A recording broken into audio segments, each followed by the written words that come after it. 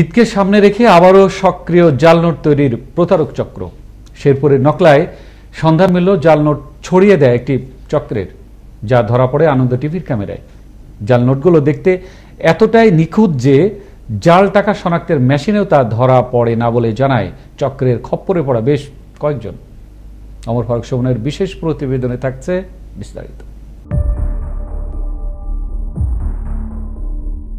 1000 টাকার নোটের সাইজে সাদা কাগজ দিয়ে তৈরি হয় আরেকটি নোট।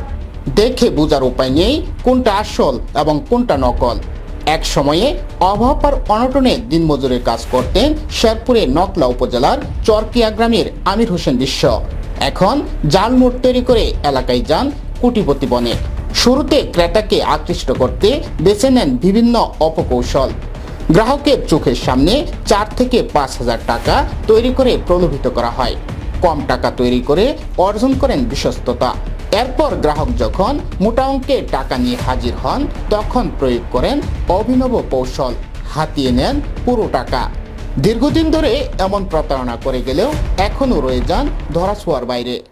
কিছু টাকা কাগজ একত্র করে টাকার কোনো একটা কালার দিয়ে সে শেখাইতে দিলে সেখানে শেখ দিতে হালকা শেখ দিলে বলে পুড়ে দাও। শুনতাম যে উনি রিক্সা চালাইতো বা মানে কাজ কাম করতো, এরকম কিছু করতো, কিন্তু এখানে আসছে অনেক বড় লোক হয়ে গেল।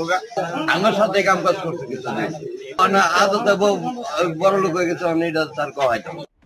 মুদ্রার সাইজের বেছে নেন 4টি সাদা কাগজের টুকরা, তার সাথে যোগ করেন আসল টাকার 4টি মুদ্রা। খয়েরি রঙের তরল ঔষধ ঢেলে দিয়ে কাগজ আর টাকায় শুরু করেন ঘষাঘষি। টাকার সাথে কাগজের ঘর্ষণে 4-5 মিনিটের মধ্যেই সাদা কাগজটি পরিণত হয়ে যায় 1000 টাকার মুদ্রায়। পানিতে ধুয়ে আয়রন দিয়ে শুকিয়ে নিমিষেই তৈরি হয়ে যায় পরিপূর্ণ টাকা। আমির হোসেনের টাকা তৈরির কৌশল অনেকটা জাদুর মতোই। স্থানীয়দের কাছেও শোনা যায় বিভিন্ন অপরাধে বহুবার হাজতবাসের কাহিনী। 5 লাখ টাকা কে 10 লাখ বানানোর কথা বলে ওই টাকাগুলি সে নষ্ট করে ফেলে। সাইডে দেয়া কি একটা ধার্য পদার্থ দেয়, একটু হিট দিলে ওই আগুনে পুড়ে যায় টাকার সাইড। তারপর সে আবার ওই নাম্বার পরে ওই টাকাগুলি সে সরায় ফেলে, বলে যে আপনার টাকা তো শেষ, নষ্ট হয়ে গেছে। এই টাকা সুবিধা মতো সময়ে বাংলাদেশ ব্যাংকে এই টাকার যে নাম্বার ওইখানে সে বিক্রি করে। বিশ্বতে আবার লেবারা ধরলো, আবার পুলিশও ধরে নিল। আগে কেমন চলতো, আগে ওই যে মাসে গলি ঘুরে বেড়াতে হবে, ভাত খাইতো, কাম করতো, ভাত খাইতো। আগে এখানে শুনছি দইরা বইরা নিচে কয়েকবার। বছর জুড়ে জাল মুদ্রা তৈরি চক্রের সদস্যরা জাল নোট তৈরি করে বাজারে ছেড়ে দেওয়ার চেষ্টা করেন। ঈদ সহ বিভিন্ন উৎসব সামনে রেখে এ চক্রের সদস্যরা আরো বেশি সক্রিয় হয়ে ওঠে। আইন শৃঙ্খলা বাহিনীর অভিযানে বেশ কয়েকটি চক্রের সদস্যরা গ্রেপ্তারও হয়েছে, অনেকেই রয়েছে নজরদারিতে।